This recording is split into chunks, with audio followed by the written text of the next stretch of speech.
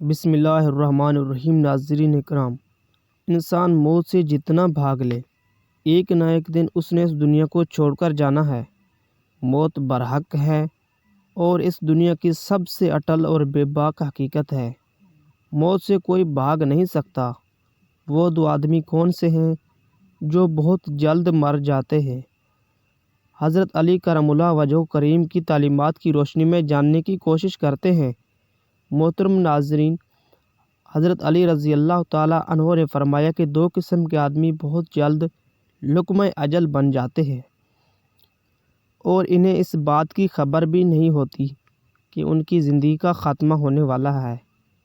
ناظرین، ایک آدمی حضرت علی رضی اللہ تعالیٰ عنہ کی خدمت میں حاضر ہو کر عرض کرنے لگا، یا حضرت، میرا ایک سوال ہے۔ میرا یقین ہے کہ آپ کے سوا میرے سوال کا جواب کوئی نہیں دے سکتا، کیونکہ میں جانتا ہوں کہ نبی کریم صلی اللہ علیہ وسلم علم کا شہر ہے، جبکہ آپ اس شہر کا دروازہ ہیں۔ حضرت علی رضی اللہ تعالیٰ عنہ نے اس شخص کی بات سن کر فرمایا، پوچھو، کیا پوچھنا ہے؟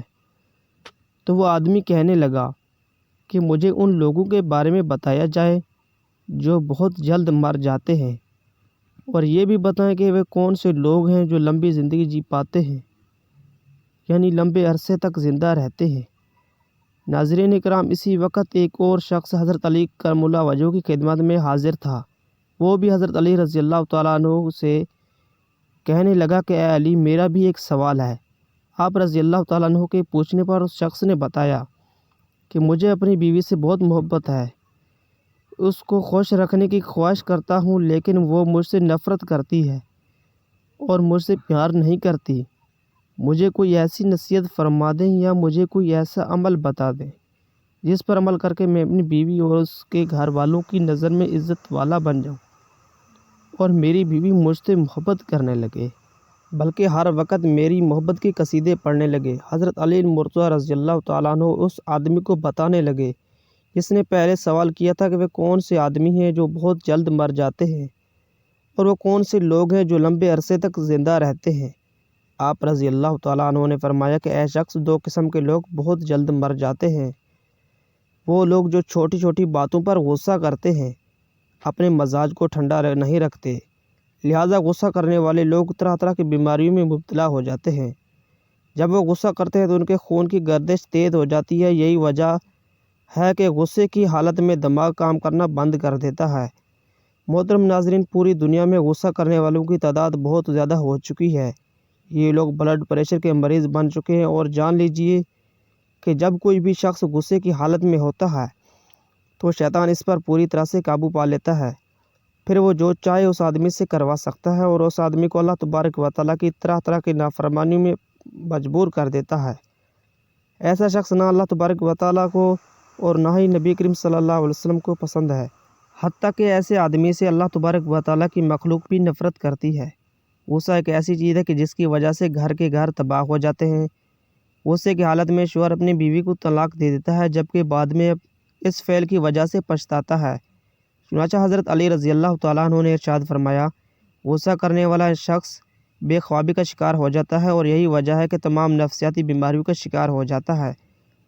اور غصہ کرنے والے شخص کے بچے بھی زندگی میں کامیاب انسان نہیں بن پاتے۔ ان میں خود اعتمادی نہ ہونے کی وجہ سے فیصلہ کرنے کی صلاحیت نہیں ہوتی۔ ان کے اندر احساس محرومی ہوتا ہے، جس کی وجہ سے ایسے بچوں کو زندگی بھر مشکلات کا سامنا کرنا پڑتا ہے۔ غصہ کرنے والے آدمی کے بات کرتے وقت ہاتھ کانپنا شروع کر دیتے ہیں، اور اس کے جسم کی قوت مدافعت کام کرنا چھوڑ دیتی ہے، جس کی وجہ سے وہ بہت جلد موت کی آغوش میں چلے جاتے ہیں۔ غصہ انسان کی فطرت کا ایک لازمی جزو ہے، لیکن اگر یہ ایک خاص حد سے تجاوز کر جائے تو انسان کو نفسیاتی ڈاکٹر سے مشورہ کرنا چاہیے۔ حضرت سلمان بن سردر رضی اللہ تعالیٰ عنہ سے روایت ہے کہ رسول کریم صلی اللہ علیہ وسلم کے پاس دو آدمیوں نے آپس میں ایک دوسرے کو گالی دی۔ ان میں سے ایک کا چہرہ غصے کی وجہ سے سرخ ہو گیا۔ رسول کریم صلی اللہ علیہ وسلم نے آدمی کی طرف دیکھ کر فرمایا، میں ایک ایسا کلمہ جانتا ہوں کہ اگر وہ اسے کہہ لے تو اس سے غصے کی حالت جاتی رہے گی۔ وہ کلمہ یہ ہے، اعوذ باللہ من الشیطان الرجیم۔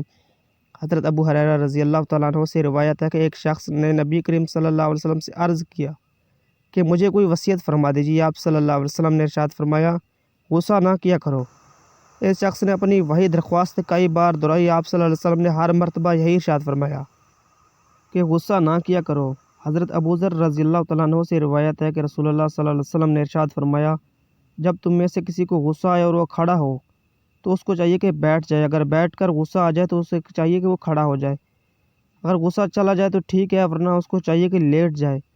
ناظرین، جو آدمی چاہتا ہے کہ اس کی عمر لمبی ہو تو اسے چاہیے کہ وہ اپنی زندگی سے غصے کو نکال دے۔ اللہ کے رسول صلی اللہ علیہ وسلم نے عورتوں کے ساتھ حسن سلوک کرنے کی وصیت فرمائی۔